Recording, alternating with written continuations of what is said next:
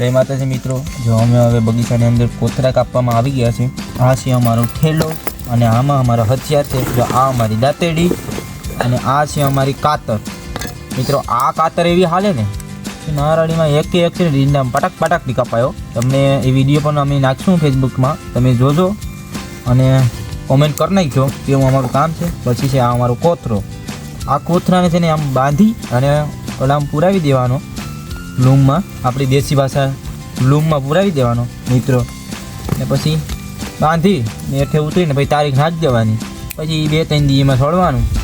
એવી રીતના પ્રોસેસ હોય એ તમને બતાવીશું અમે કોથરામાં। આ જો આ અમારી નારળી છે ને, આવી નારળીમાં અમારે છોડવાનું કોથરો હોય એટલે કાપી ને હેઠે ઉતરીને તારીખ નાખી દેવાની। એટલે કાપવામાં થોડીક મહેનત થાય, આ રીતે એમાં ધ્યાન રાખવી પડે। દાંતેડી છે ને બહુ પાછી હેવી હાલે, જો આ તમે ધાર જોઈ દો હાલે, આમ જો શેકો બેકો પડી જાય ને તો શીતલા કાઢી નાખે।